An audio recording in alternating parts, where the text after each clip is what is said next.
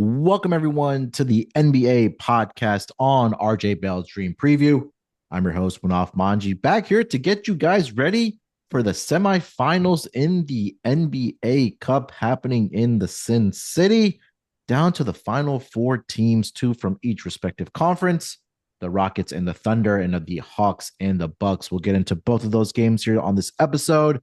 We'll talk about some trade chatter happening, or maybe names that are in the NBA trade chatter, maybe some destinations for those players. Of course, we'll break down, like I mentioned, the two games, get you player prop best bets. Yes, I said that with a plural there. But joining me, of course, here on this episode, you guys know him as the NBA guru himself. It's Mackenzie Rivers. Mackenzie, what's going on, my man? How you doing? What's up? It is crunch time, semifinals. Love to talk about this stuff. Yeah, it should be a lot of fun. I'm really excited. Of course, my team is in the semifinal of the Western Conference. So definitely excited to see what we have to say about the game there. But of course, also joining us today, we have a very special guest in the house. His name is Geoff Clark. You can find him over at Outkick and Outkick Bets. Jeff, what's going on, my man? How you doing this Friday afternoon? Doing great. Thanks for having me. A long time listener. Obviously, it's my first time here, but I'm excited to chop it up with you guys about the NBA Cup this weekend. Yeah, it should be a lot of fun. Like I mentioned, it's been competitive basketball, I should say, in the quarterfinals, which was a lot of fun to watch. At least three of the four games were very competitive. All four games did, in fact, also end up going under the total. So it's maybe something to keep in mind as we move forward with the NBA Cup from season over season. So maybe write that one down in your notes there. But yeah, like I mentioned, we'll talk about some general NBA stuff, of course, break down the games here as well. But let's get into it here, gentlemen. Let's talk about some NBA stuff happening and the big name, excuse me, I was just say names in the NBA trade rumors. Starting with the hottest name, I think we would say is the Miami Heat's guard slash forward, Jimmy Butler. Shams did drop a report that there are several teams interested in his services. And then there was another, I guess, back and forth, we can say, from the agent of Jimmy Butler reporting on Shams, saying those are false, not accusations, I should say, but reporting, I should say. And then Shams comes back on First Take with Stephen A. Smith and says that he has vetted those reports and he still stands by those reports there. And I think it was more so that he added the Phoenix Suns to the list of teams that are interested in the services of one Jimmy Butler. But Mac, let me start with you on Jimmy Butler here. We'll mention a couple names here, but I find the, I guess, timing of this very curious because I feel like the Miami Heat are playing their best basketball right now, and they're a healthy squad right now. All of their guys have been on the court playing well.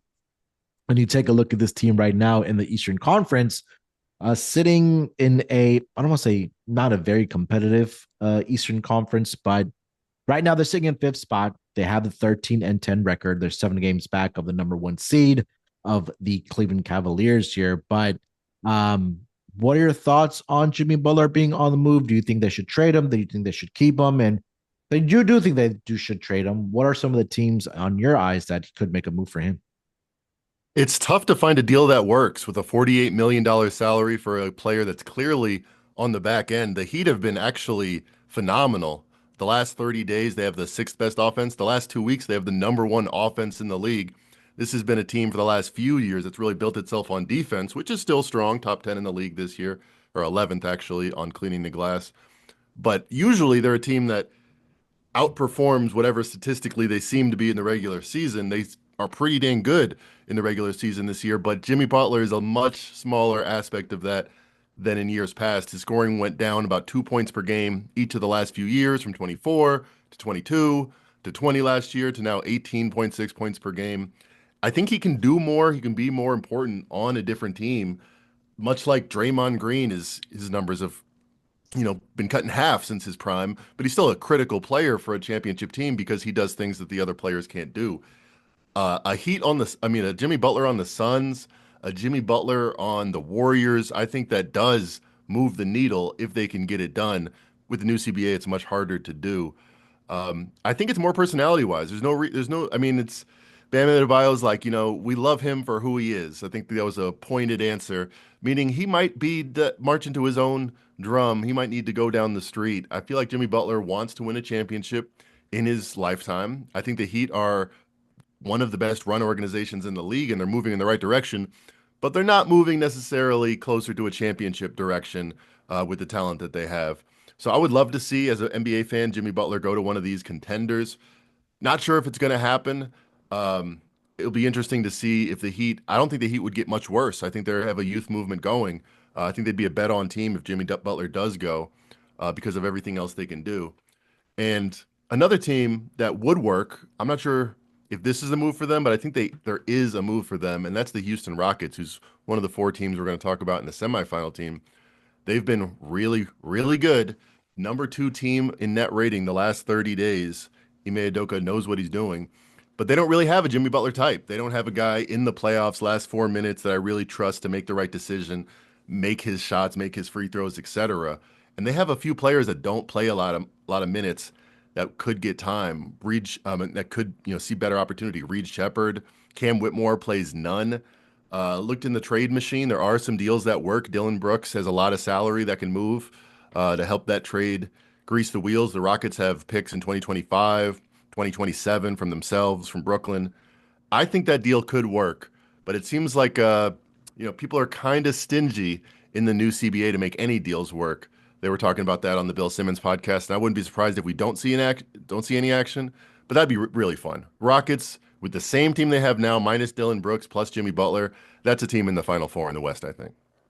Well, I couldn't argue that because Jimmy Butler is from Houston, Texas, so maybe he wants to come play back or come play, I should say, for the hometown team here. But I agree with a lot of points that you did make there, right, Mac, about this Rockets team having tradable contracts, tradable players, the draft capital to put a package together for whether it is a Jimmy Butler or, Zach LaVine, we'll talk about in a minute. I know Giannis's name has been in trade rumors as well. I don't think that he'll be leaving if this team doesn't, continue or I should say doesn't continue finding success. That he may get a little bit frustrated there and demand a trade to move on to another team. But I think it's intriguing for Jimmy Butler. I think that they've gotten used to the fact of not playing with him because of all the injuries that he has incurred over the past couple seasons here. But it'll be interesting to keep an eye on as we get closer to the trade deadline if Jimmy Butler will be on the move here. I mean, I would love for him to be here on the Houston Rockets. And like you mentioned, right, it's just that we don't have a guy. I'm saying we, but the Rockets don't have a guy that in the closing clutch time that you fully trust for a full season. And I think Jimmy Butler really fills that mode of being a clutch player and making the right decisions at the right time. Jeff, thoughts on Jimmy Butler's trade destinations, the Miami Heat organization overall here, and if you do believe Jimmy Butler would be on the move? Well, I mean, I love the Miami Heat as an organization. I echo a lot of Mackenzie's points on that. I'm big Bam Adebayo fan. I feel like I'm the only one of my basketball buddies that likes Tyler Hero. I've been having like a 4-year argument with one of my friends about whether or not Tyler Hero is good. He's been outstanding this year, shooting his butt off. He's a chucker. Scoring. He's a chucker. He chucks. Scoring a career high. I think he's averaging like 24 points per game. I know this sounds crazy. I don't want to turn this into a Tyler Hero love fest, but I actually think that he could have gotten a game more out of or won another game in the NBA Finals with him if he was able to play against the Denver Nuggets. Like, I thought there was no chance they were going to stop Jokic and Denver offensively, and the best they could do is outscore him, and Tyler Hero can just get buckets. But as far as Jimmy Butler goes, I would like to see him. I think the funnest trade would be him going to the Golden State Warriors. I just think it would be a sin for the Warriors to not do whatever they can to get Steph Curry one more ring, because between their defense is shooting, the continuity with the franchise, Draymond Green, Steph Curry, and Steve Kerr, I do think there is a chance that they can win a wide open West and an NBA Finals.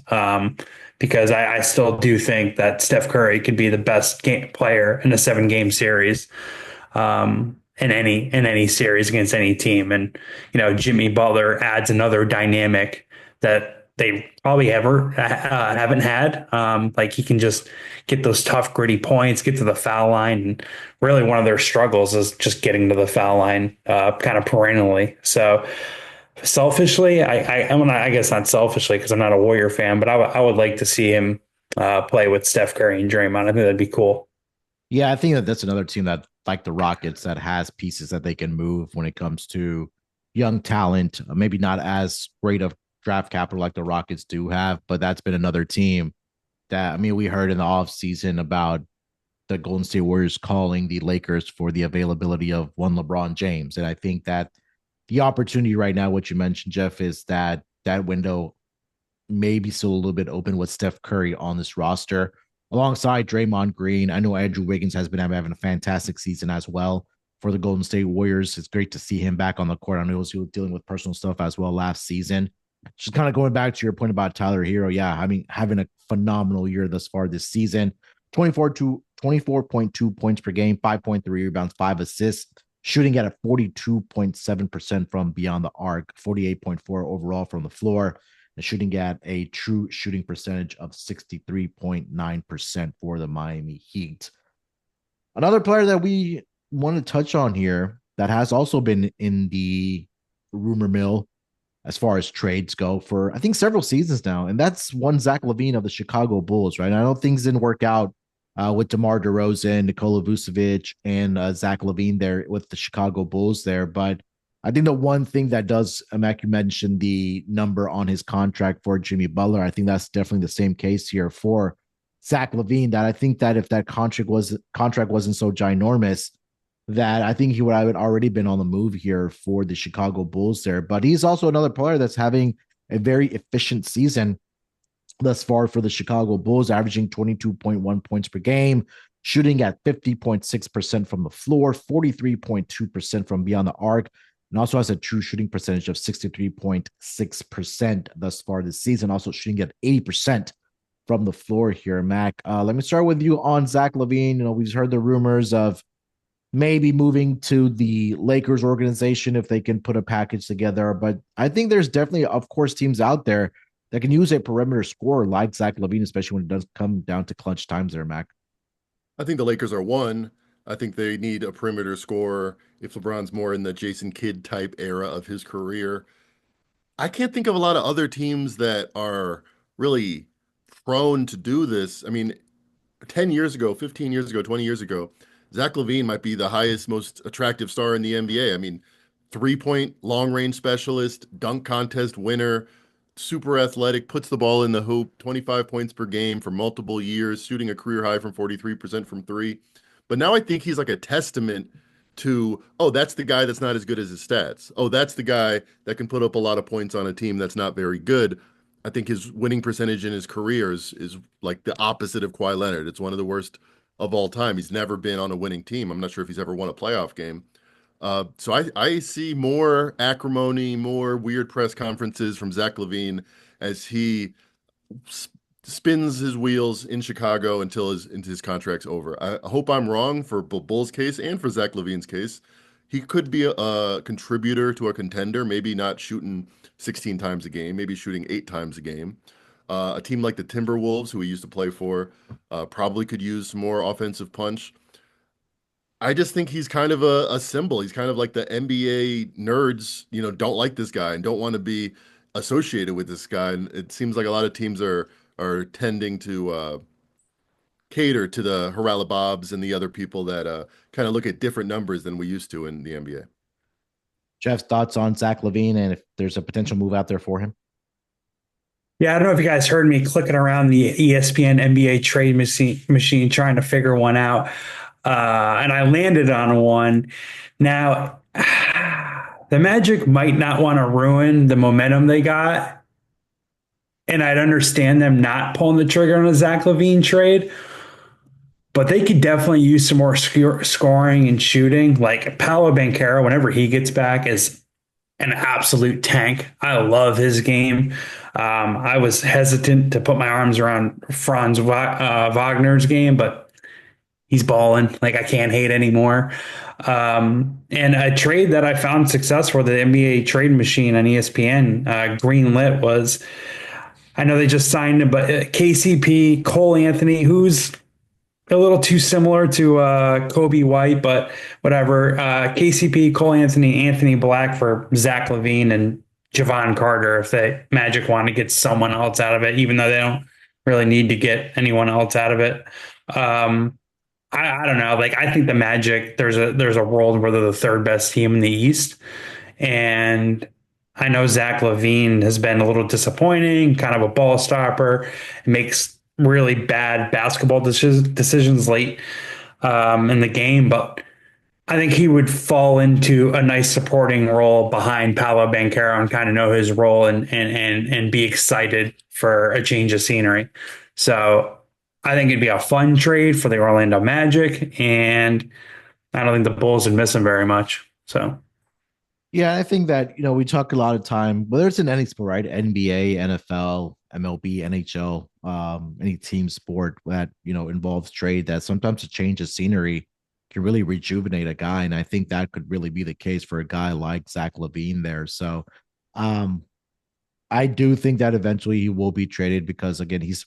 I think the tough part, like I mentioned, is that the amount of money that he still has left on his contract there, 3 years, around an average of $43 million per year for Zach LaVine there. But I think like we talked about, a couple teams there that can definitely use the services and a scorer like Zach LaVine to really bolster their offense and maybe add another puzzle piece to being a legitimate contender, getting to an NBA title. All right, gentlemen, let's move it along here to the NBA Cup semifinal games happening on Saturday in Las Vegas. Down to the final four teams here, and we'll just kind of go in chronological order here. It'll be the first game in the Eastern Conference to find out who advanced to the finals on Tuesday. We've got the Atlanta Hawks. They are in Milwaukee to take on the Bucks. Bucks are currently laying 4 points in this game. There are 3.5s out there, but like we always say, shop around for the best number. Total in this game is currently sitting at 228.5. Now, quickly look at the injury report here for both of these teams. I know both squads are relatively healthy. We did see the return of Chris Middleton for this Milwaukee Bucks team. It looks like him and Giannis, at least the chemistry there hasn't missed a beat just yet. There were some questionable tags for the Atlanta Hawks, more so the names of DeAndre Hunter and Jalen Johnson, but both of those players did end up playing in the quarterfinal game against the New York Knicks as they got the outright victory, of course. Mac, let me start with you on this matchup. We've got the Atlanta Hawks catching 4 points against the Milwaukee Bucks. Which team punches their ticket, in your eyes, to the NBA Cup Finals for the second year of this tournament? I think the value's on Atlanta, although I think Milwaukee's probably a better bet to win the whole thing. So last year they get to this stage, they face the Pacers. It was a really bad match for them all year, especially in the playoffs after, they had a few injuries, but even in the regular season, I think they lost 4 or 5. And it was a very similar environment where it was an offensive team that wanted to play with pace, and they just, out youthed them and out athletic them. Well, now that Milwaukee's had a year with Doc Rivers, they've had a training camp. I feel like this is a real statement for them. I mean, they can't become a top 2 seed in the East. They're not going to be able to make up that ground probably between Cleveland and Boston. But if they want to prove that they are on that level, I think this is the tournament to do it. So I'm probably neutral on the game. Actually, my power rankings make it Milwaukee -3.5. So if you're getting 4 out there, just a little bit of value based on my numbers. Um, Atlanta's been a lot better of late. They're number 8 in defense the last 30 days. They've been a bottom 5 defense for years and years and years. So that's encouraging. But I think Milwaukee has more upside potential, and this is a perfect opportunity for them to prove it.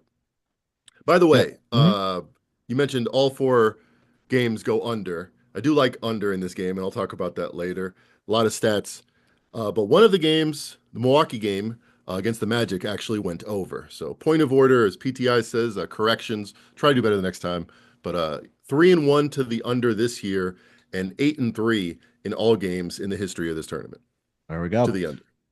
Jeff, thoughts on the game between the Hawks and the Bucks? Real quick, going back on that under in the Bucks Magic, wasn't there like 20 free throws shot in like the last minute and a half of that game? I heard Right. that. Is that accurate? I mean, that's Yep. not something that's I don't know, sustainable, or you would expect Sure. if the shooting holds up or whatever. If there weren't all these crazy free throws, that obviously would have went under the total. This is the point that 71 points. 71 points in the fourth quarter. So if you were betting under, that's a bad beat. Oh, that is a brutal beat. Oh my God.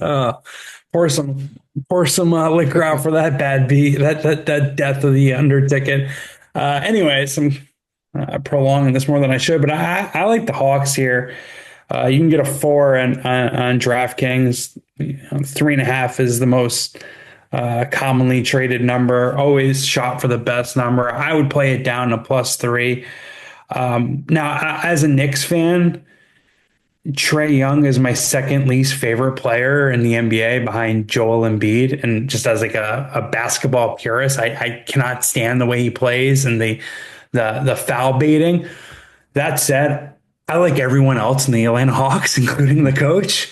And I think they legitimately did a great job assembling a roster around him. Like there's so much length in that starting lineup to kind of make up for his defensive and size limitations.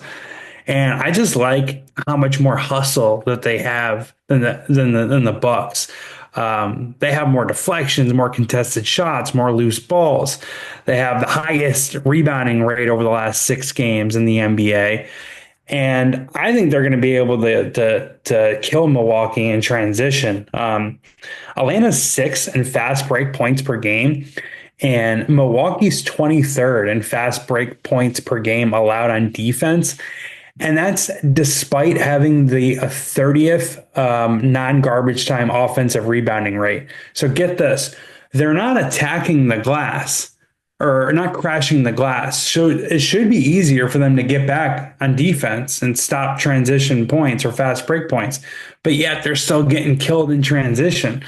And also, Milwaukee's 28th in defensive turnover rate. So Atlanta's going to be comfy in the half court. So I like Atlanta here. They got a better shot quality according to cleaningglass.com than the Bucks. And as ridiculous as it sounds, they don't have anyone to defend Trae Young.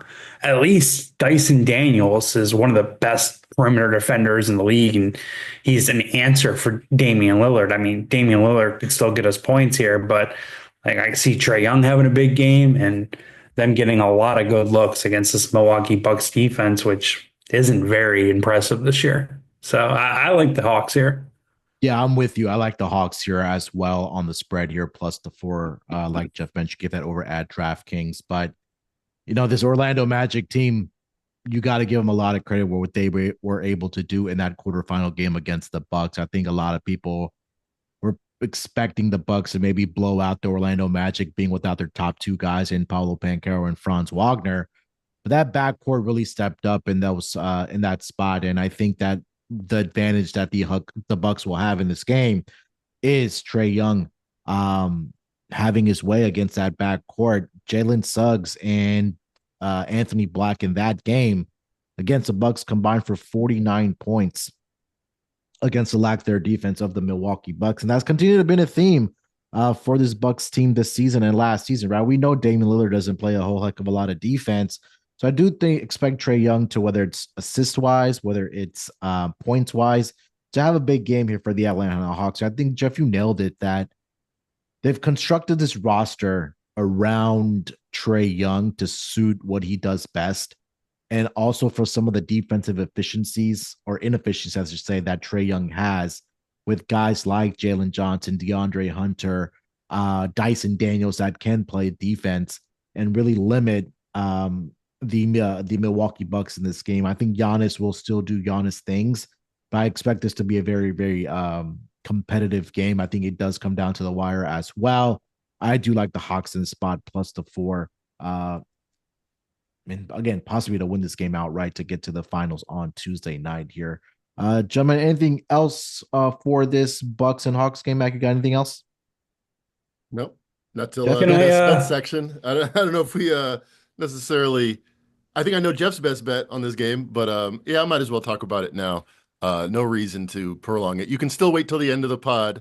We like to tease it. We have our player props. We're going to do 3 player props for this special edition of the NBA Dream podcast on RJ Bell's Dream Preview. But my best bet of the entire day on Saturday is under 228.5. I gave to my clients 231.5. So another reason to subscribe to my plays on pregame.com. But this is just a clear fundamental difference between what an algorithm is going to spit out and what the reality of an elimination game in the NBA is. If you go all the way back to 2002, the totals in the playoffs have been 6 points lower than the regular season. It makes sense. They're more intense. You can game plan different defenses. But even with that huge total jump, most playoff games still go under by about a point a game. So that's a 7-point difference between what the regular season points per game and the playoffs. In this 11 games so far of the NBA Cup, the totals have been really high, actually, because there's been the Indiana Pacers featuring a lot of these games from last year. The Hawks, their totals are in the 230s. But the difference between the average total and the average scoring is very playoff-like, as if they were pricing them as regular season games and they were playoff games. Minus 7.9 is the average over-under margin. And just in the quarterfinals, the average margin was minus 17.5 points lower, despite the 71-point quarter in the Bucks Magic. 17 points lower per game. So I like the under 230 here. I think Atlanta is thought of much like last year's Pacers, and they are in a similar place in their development, built to run a strong point guard like Halliburton, but with Trae Young.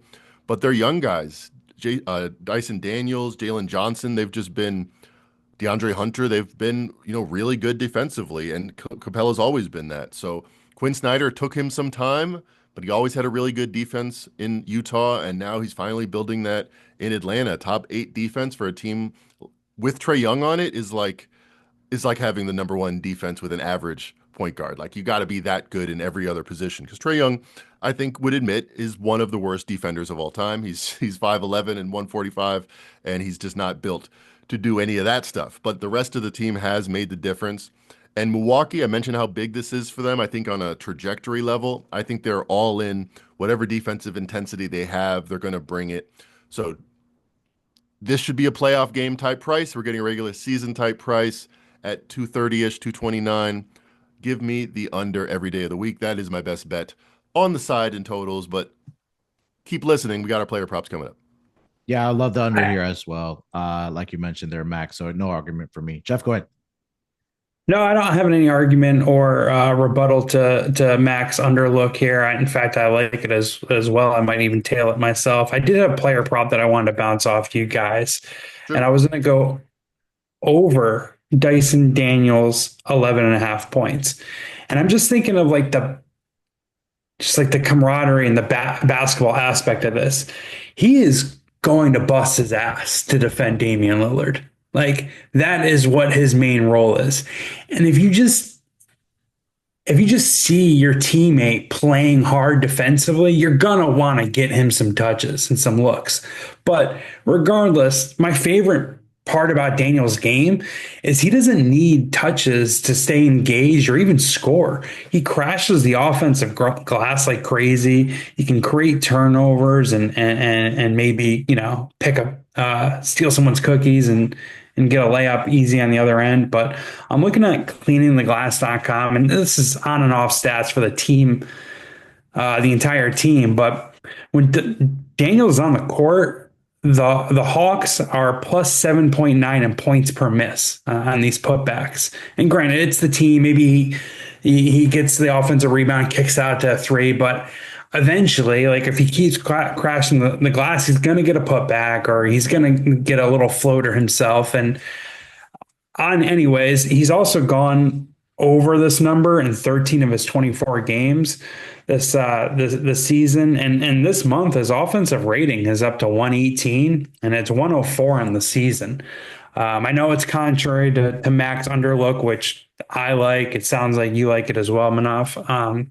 but I don't know, like 12 is this game could stay under and Dyson hit 12 points. So I think there are some point totals, player point totals, that are more correlated to a high scoring game or low scoring game. If you're betting Luka over 34 and a half and it's a rock fight, it's going to be tough to get there. You might get there, it'll be tough to get there. But these, secondary and third scorers, I think are fine. It's maybe a reverse correlation that they price in that's not really there.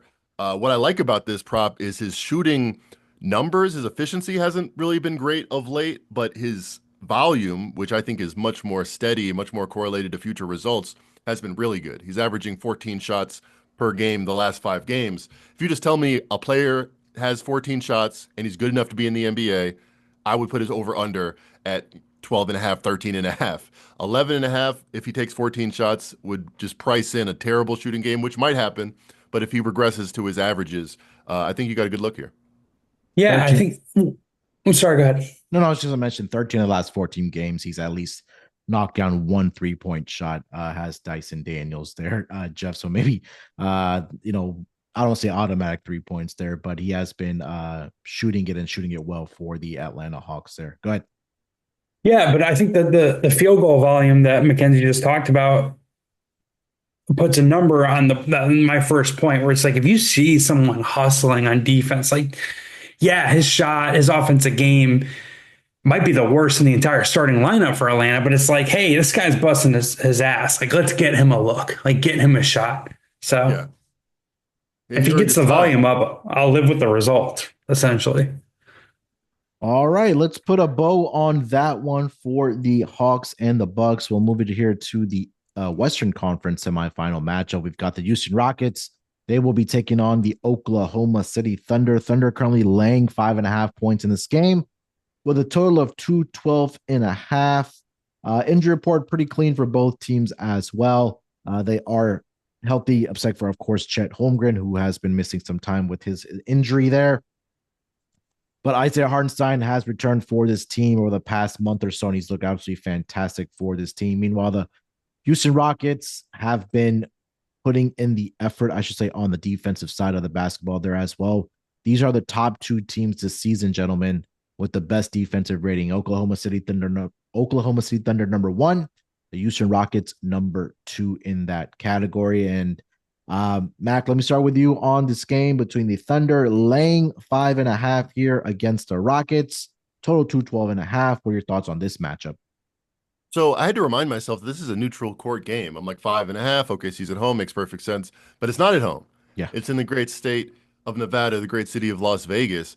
So to say that the Thunder are 5.5 points better than a Rockets team that's number 2 in net rating the last 30 days, and number 1 on defense, that is tough. I can't get there. I might be slow on the uptick for the Thunder. I mean, I thought I liked them. I had them over their win total. I have them as the second highest power rated team, but I'm just like squinting my eyes and how to think that a team as good as the Rockets, which on the year has a +8 net rating, how could a team without, any championship experience, without any surefire Hall of Famers, I mean, they're not the 17 Warriors where we just give them the benefit of the doubt. How could they be 5.5 points better than the Thunder? I think, like I said, I think these games are very tight with new sight lines, arenas that people are not used to, in addition to being an elimination game where coaches are going to be extra crossing their I's and dotting their T's or whatever the phrase is. I guess it's reverse of that. On defense, they have time to scout these teams. They have times to put in defensive game plans. I expect a lower scoring game, and the Rockets, I think, in a lower scoring game are live to win it. I think there's some value on their futures because I think they have about the same chance as the Bucks. I have them as similar teams to the Bucks in overall talent, if not a little bit better. And their Bucks are +240. The Rockets are +450. So I think the Rockets stay in it in a lower scoring game. And I think of all the underdogs, I guess the 2 underdogs of the Hawks and the Rockets, I could see the Rockets just on a talent basis winning this whole thing. Yeah, the Houston Rockets have looked really good this season, to say the least. I mean, we talked about earlier in this episode about the available players and talent that they have to trade to make a splash for a star player on this roster. But Raphael Stone, the GM of the Rockets, that came out and said, there may not be a significant move this season, at least, because they like where they're at with this team, and you can't blame them, right? Where they are right now in the Western Conference there for this Rockets team. And it's starting on the defensive side of the basketball. And when you bring in a head coach like Ime Udoka that's going to hold you accountable, that's what this Rockets team really needed. These two teams did match up earlier the season. The Rockets to get the 119-116 victory. But again, this is under totally different circumstances. And just on that point, just on the point of the roster construction, Yeah. it's very Thunder-esque. The Thunder, I've Yeah. been saying for years, like, man, they could get a superstar with all these draft picks and young players, but they've been riding it out, and it's been working for them. They're the number 1 seed in the West and still have all the draft picks. The Rockets may be looking over the counter and saying, that's what we're going to do. Jeff, what's your thoughts on this Rockets and Thunder matchup? Thunder laying 5.5. Yeah, I kind of think the Thunder are going to wax the Rockets. I do. I'm going to go to Narrativeville here real quick. I like hate listen to Bill Simmons. I'm a fan. I own his book. Like I like that someone mainstream talks basketball and he does it weekly. So it is an awesome listen. He said Houston's third in the West. No bleeping way. No. There's no way they're the third best team in the West. And actually, Mackenzie, I got to ask you about something because you put me on to dunks and threes a while ago, a couple years ago. They do strength of schedule, right? In their player-driven team ratings. Yes. I thought it counts for strength of schedule. Well, the Thunder are plus 10.1 and the Rockets are plus 3.6. So dunks and threes has them at least 5.5 points better, right? Yeah. And or is that wrong? No, that looks right. And just their numbers just on cleaning the glass, Thunder are plus 12, Rockets are plus 7. So that's a 5-point difference there. But I mean, I just don't think, I guess I'm skeptical that the Thunder are the greatest team in the history of the West, which they would be if they end the season plus 12. I guess I'm expecting them to regress. But you're right. The year-to-date numbers says the 5.5 makes sense. And really, going into the season, the Thunder, it's not like we didn't expect them to be the number 1 seed. I guess just the distance between them and the rest, I'm still skeptical of. No, that's fair, but I can't shake how poorly Houston shoots. I mean, they're 27th in effective field goal shooting. Dylan Brooks is their only good 3-point shooter in the rotation, and he'll just go games where he is building brick houses. Oklahoma City has 4 guys shooting 38+% from 3-point land that are playing at least 20 minutes per game. And that doesn't include Chet Holmgren. So it would be 5. He's not playing, so I'm not going to count him. And SGA is just, dude's been on a warpath lately. He's averaging 33 points per game. I mean, he's having a great season overall, but he's averaging 33 points per game over the last 10, 53% shooting. And I'm like looking at the Rockets box score and their schedule and all that stuff. They're one of the greatest teams ever, it would appear, at home. They're awesome at home, but on the road, they can't shoot, like their shooting falls off a cliff. I think they're off shooting less than 30% from 3 on the road, and they've only played 4 winning teams on the road. They're 2-2 straight up, 2-2 against the spread. But when you look at these games, they beat the Clippers December 8th, a few days ago, but the Clippers didn't have James Harden. They lost to the Warriors. This doesn't count the NBA Cup. They lost to the Warriors. They should have lost to the Warriors in the NBA Cup. I had the Warriors.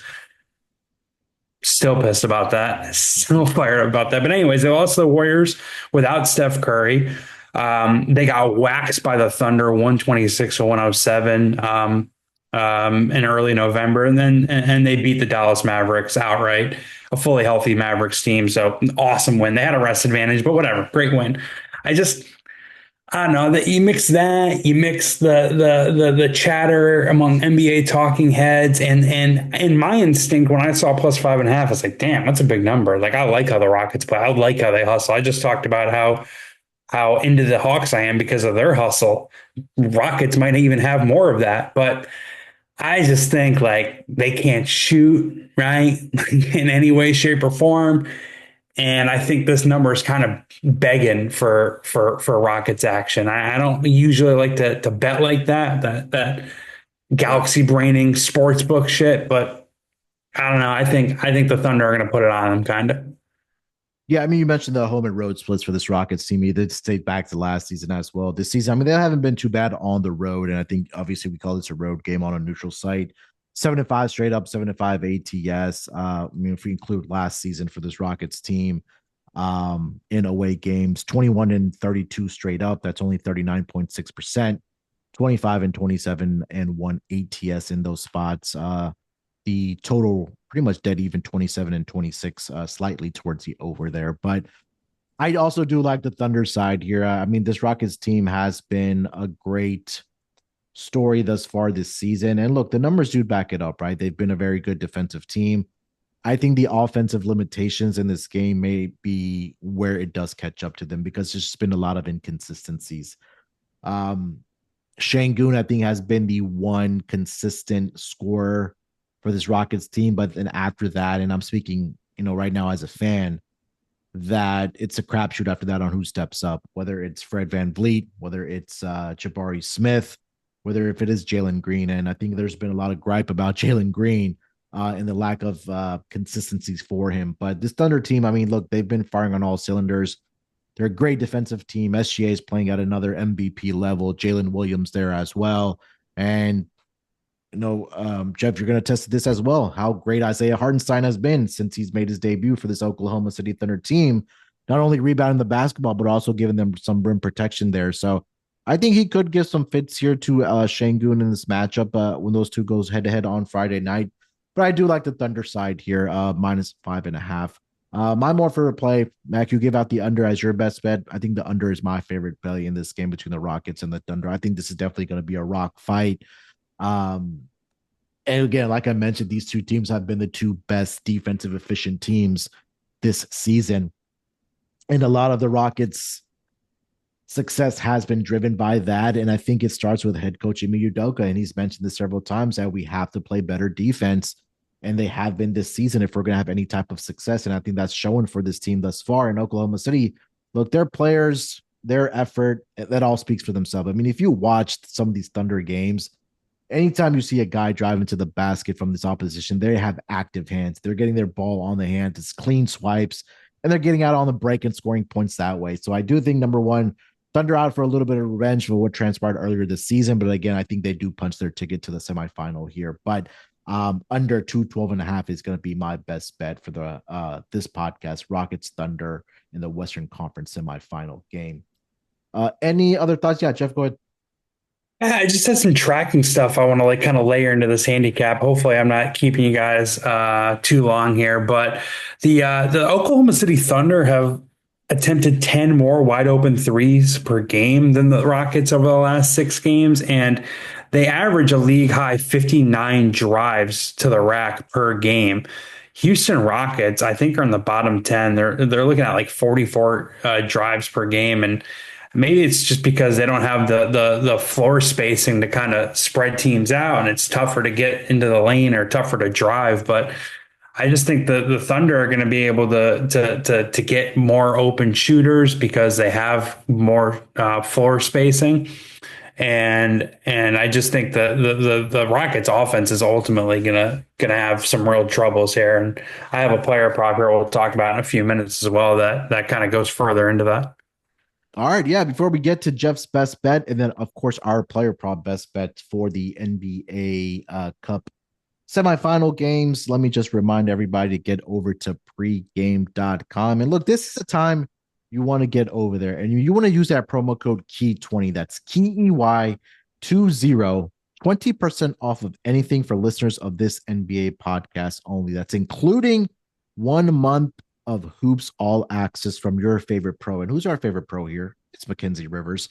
So make sure you guys want to get over there. Go to pregame.com. It's available now for $175. That's only $140 with your coupon. Get every NBA and also college basketball best bet from your favorite pro for the 30 days. That's included with a 1 month Hoops All Access when you use that promo code KEY20 over at pregame.com. Get 20% off on any packages, whether it's daily package, monthly, season long package. Just make sure that promo code KEY20, KEY20. Mac, any thoughts on or anything you want to add there, I should say, for pregame.com?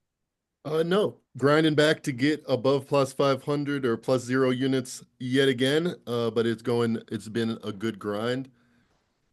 Who do you think are the three best teams in the West? Because I was looking at my power ratings and I have the Rockets in a three-way tie with the Warriors and the Suns. Jeff, you said it was absurd to think of the Rockets as the third best team in the West. I think by the end of the year, I'd have the Nuggets above them. By the end of the year, I might have the Timberwolves above them. But right now, besides OKC and Dallas, I'm not sure who's clearly better than a team like the Rockets. Well, I mean, they're fourth in SRS in the entire league. The Rockets are right now. Good. So I mean, if you're just There you looking go. at right now, like I feel you, but I mean, I meant more as like projecting or like you're looking at 7 game series, right? Yeah. Like maybe the Rockets can win around. I'm not even a full believer of that because it usually you got to go through some pain to have any success in the playoffs in the NBA. So I don't think they're going to win a first round in their first year in the playoffs should they make it that far. But the teams that I would take over them, the Thunder, the Warriors, the Nuggets, the Suns, granted, Suns need to stay healthy. I like the Grizzlies. I like them a lot. That nugget that you gave out about how they got like a new offensive coordinator during the Outkick Bets Western Conference Over-Unders podcast, I thought was awesome. Like they've dealt with a bunch of injuries and they're still just 17-8, got the same record as the Rockets. So I would take all of those teams. Like I still have a little hope, or not hope, but I still think that the Timberwolves could figure things out. And again, 7 game series, like that's what I mean. I think they can beat Right. the Rockets. So I the the momentum of the Rockets, the coach, like everything they got going on is awesome. Like Manof's probably pumped, but Yeah. like at the end of the year in the playoffs, 7 game series, let's say they do close as the 2 seed and the Suns, because of injuries, gotta get into the play-in. What do you think? 7 game series, Suns, they got Devin Booker and Kevin Durant. Who even cares what happened to Bradley Beal? But they got those two. Who do you take in a 7 game series? There's no doubt about it. I take Kevin Durant, Devin Booker, and the Phoenix Suns.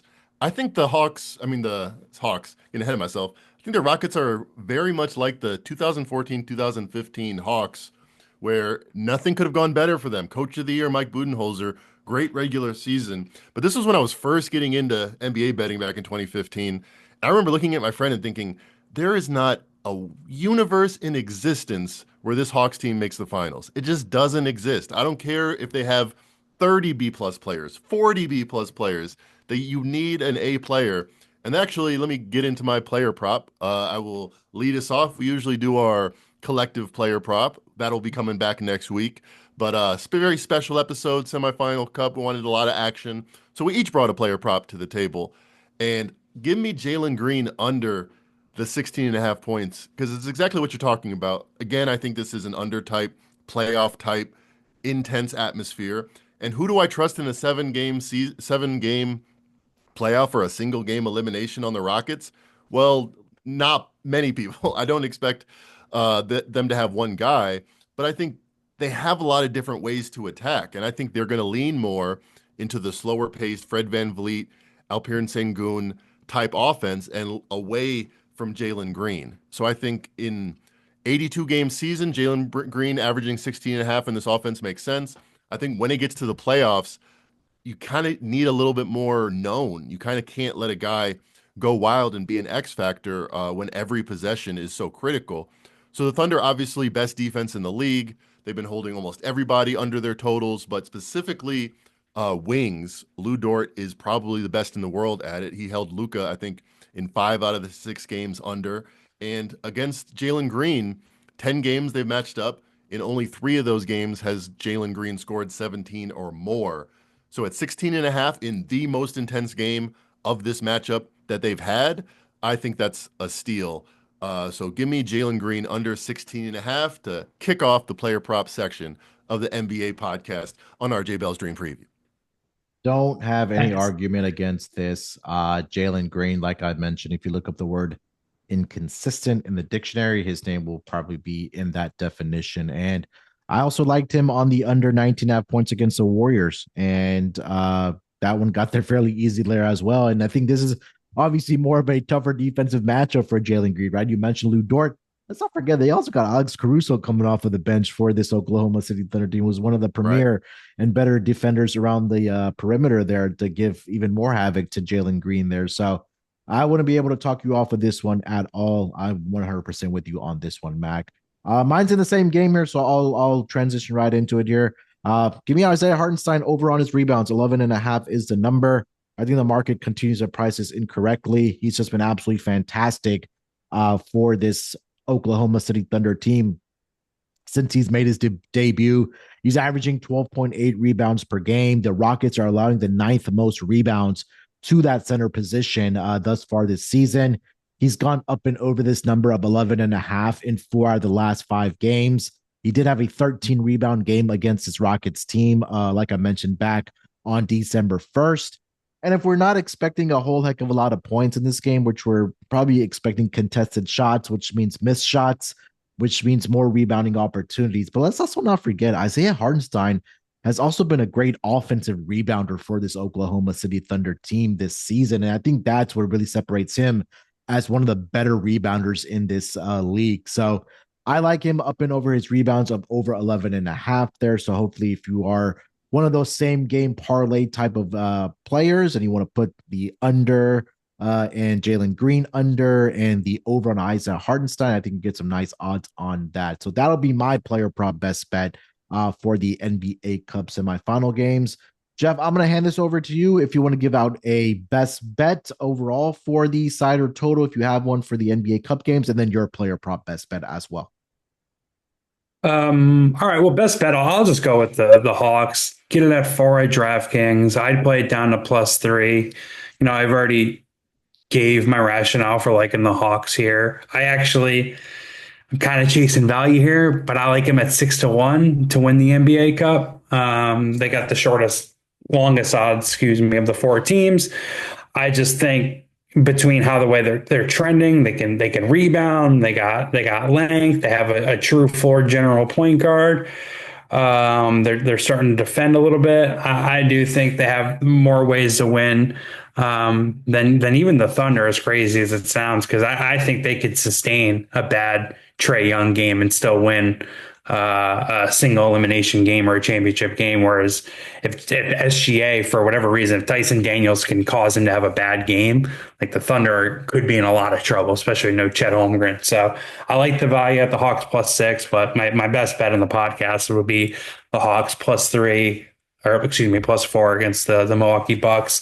Going back to Mackenzie's player prop, I got my own. The only concern that I have about the under, I love the analysis, Mackenzie. The only concern I have with the Jalen Green under points is that he's like their only guy that can create his own shot, like regardless of the defense, because he's just so athletically gifted, and they're going to need someone to create looks and shots. So that's my only concern, but I'm actually going to fade the best offensive player of the Rockets, probably Sengun. I'm going to go under 19.5 points. I just think Hartenstein's going to lock him up. Sengun, he's had less than 20 points in 13 of his 25 games. He did score 20 on OKC in a game Hartenstein played at the beginning of the month, but he was 7-17 shooting. Me, Mac, and Munaf were talking about just how important volume is. The volume was there, so that's a bit concerning for this under. But because he's their best offensive option and they don't have any shooting, like the Thunder are just I think they're gonna hound him anytime that ball goes down low, or anytime if he tries to dribble it, they're gonna get their hands in there. And because what are they afraid of? Him kicking it out to someone who can't shoot? Hartenstein's a fantastic defender, fantastic rebounder. OKC, despite having injuries to Chet Holmgren and Isaiah Hartenstein only playing 9 games, they're second in points per game allowed to opposing centers. And different team, granted, but like Sengun only shot 38% against the Knicks last year with Hartenstein guarding him in their one matchup. Different defenses, but like the Thunder are a better defensive team this year than the Knicks were last year. So maybe it's not very apples to apples or analogous for this one, but I'm going under 19 and a half on Sengun, and just to further glaze Hartenstein with you, Manaf. I wouldn't hate his over 3.5 assists. It's juiced heavily at Pinnacle. I think it's minus 135 at Pinnacle. He's gone over this number in 6 of his 9 games this year. The Thunder don't have an actual point guard, and they're gonna run a lot of offensive sets through Isaiah Hartenstein. We saw the Knicks do that last year with some success. Hartenstein, according to cleaningtheglass.com, is in the top 90th percentile of bigs and assist rate. Like, he's a fantastic passer, and they can surround him with a lot of shooters. So that I might actually bet both of those player props. I'm gonna have Yeah. a lot of action tomorrow. Yeah, look, you mentioned, I think the matchup with Isaiah Hartenstein and Şengün is going to be a very interesting one to watch. And I'm definitely looking forward to number one. I honestly both of these games here, especially obviously because my Rockets are playing in that semifinal game against the Thunder as well. So should be a fun day of hoops. I know a lot of people will be glued to the college basketball, but I know us basketball junkies will be watching the NBA Cup semifinal games on Saturday night. I think that's pretty much it here, guys. It's been a fun show, a lot of actionable items. I think we did a great job of breaking down both of those games in depth. And hopefully, more importantly, we did find some winners here for the listeners on this episode here. Mac, anything else you want to mention? Yeah, last thing for me, if you listen to all our analysis and you like all of our analysis, I think you got to play Rockets team total under. We like the under. Yeah. We like two of the players under. So 104 right now, you can get on Bet Online. I like the Rockets team total under bonus pick, which is just a way, if you don't like clicking or going to the window a bunch of times, that just kind of aggregates all of our picks in that game to under 103.5 or 104. That's a great point there. Again, we like both their top two scores to go under. So I think that I feel like this is going to be one of those games where it's something similar to the Warriors game where it's like 100 to 95, something in that neighborhood. But again, I think that this is going to be a fun 90 style type of basketball game between these two squads. Jeff, thank you so much for taking the time out, my man, to join us here on the NBA podcast on RJ Bell's Dream Preview. I'm going to give you the floor here. Let our listeners know where they can find you on the social medias or where you can or we can find your work. Yeah, I'm a sports betting handicapper for Outkick. So if you go to outkick.com/betting, you'll see my work there. I do weekly podcast, the Outkick Bets podcast. I had Mackenzie on this past week, breaking down NFL Week 15. Definitely going to reconnect with Mackenzie, or hopefully reconnect with him for a Christmas NBA pod, and I'll be doing more NBA pods come 2025. But right now, the main focus is the NFL, since that gets the most clicks. But you can follow me on Twitter at Geoffrey_Clark. It's spelled a little goofy, so bear with me. GEOFFERY _Clark with no E. But and it's been a blast shooting the shit with you guys about hoops, and best of luck to you and the listeners. Yeah, he spells his name like Geoffrey the Butler from Fresh Prince of Bel-Air. If you are those Fresh Prince of Bel-Air fans, there we go. All right, who isn't? We'll be back next week for the Christmas Day games, and like Geoffrey mentioned, I think that's when people actually start paying attention to the NBA around that Christmas time. So we've been here all season, but now it's really time to turn up. All right, we'll talk to you guys next week. Till then, good luck with your bets, enjoy the games, and we'll talk to you guys down the road.